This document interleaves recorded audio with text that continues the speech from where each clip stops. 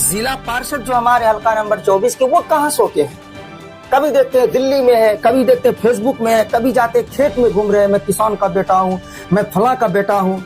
अरे भाई, कितना साबित करना चाहो कि मैं किसका बेटा हूँ? ऐसे तो मेरे मुंह में ऐसी बात आती है, आपकी अम्मा कंफ्यूज हो जाएगी सुन सुन के कि मैं इसका बेटा हूँ, उसका बेटा हूँ। खाली पोस्टबाजी करते हैं, फेसबुक में आते हैं और पोस्ट करके रखते हैं।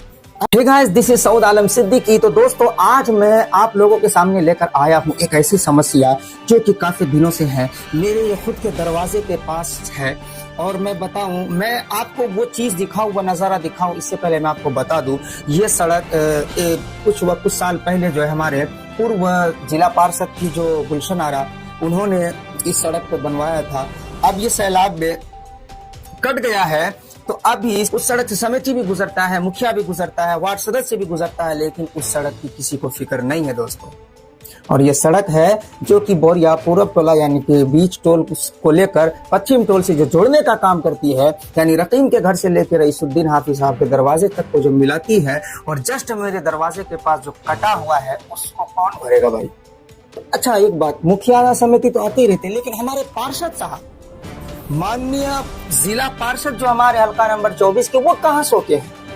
कभी देखते हैं दिल्ली में है, कभी देखते हैं फेसबुक में है, कभी जाते खेत में घूम रहे हैं, मैं किसान का बेटा हूँ, मैं फला का बेटा हूँ। अरे भाई, कितना साबित करना चाहो कि मैं किसका बेटा हूँ? ऐसे तो मेरे मुंह में ऐसी बात आती है, आपकी अम्मा कंफ्यूज हो जाएगी सुन सुन के कि मैं इसका बेटा हूँ, उसका बेटा हूँ। खाली पोस्टबाजी करते हैं, फेसबुक में आते हैं और पोस्ट करके रखते हैं।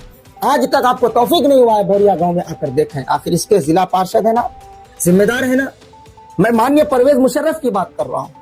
कभी आप दिल्ली में घूमते हैं, कभी होटल्स में रहते हैं, कभी यहाँ रहते हैं, कभी वहां रहते हैं, लेकिन आप हल्के में ना रहकर, क्षेत्र में ना रहकर कभी किसी की समस्या देखते हैं? कहाँ सड़क का निर्माण होना है, कहाँ सड़क टूटा है, कहाँ फूटा है। इसी दिन के लिए आपको चुना गया था। उस वक्त तो बड़े लंबे लंबे वादे कर रहे थे और रोते फिरते थे, हम 2 साल से नहीं जीत रहे, हमें वोट दो, हमें ये करेंगे वो करेंगे। और जैसे जीते हैं बस अपनी में लगे हुए हैं, कभी दिल्ली जा रहे हैं, कभी कहीं जा रहे हैं। अब खूब धूमधाम से जो शादी ब्याह करवा रहे हैं, करें, अच्छी बात है, आपके पास है सब कुछ, वो करें, लेकिन जिस जनता ने जिस चीज के लिए आपको चुना है वो तो देखें। देखिए ये सड़क की क्या हालत है, देखिए क्या हाल है, कितना बड़ा बड़ा गड्ढा है, सामने आपको नजर आ रहा है। गाड़ी, बाइक वाला जो है यहाँ पे नजर हमेशा बारहा गिरता रहता है, बाइक वाला।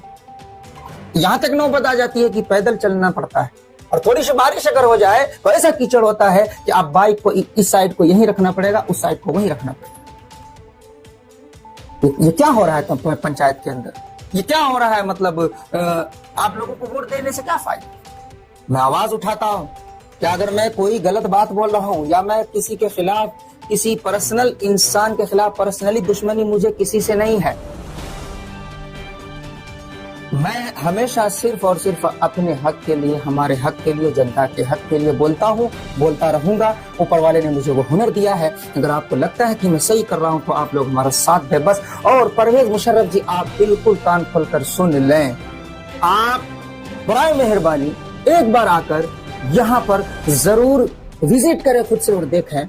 अगर आपने नहीं देखा, आप खबरदार और होशियार हो जाए कि आइंदा आप बोरिया गाँव आए, उसके बाद फिर देखिए आपकी खातिर और तवाज़ो और आपकी मेहमान नवाजी कितने अच्छे तरीके से होती है, और जो हम लोग इंशाल्लाह करने वाले हैं।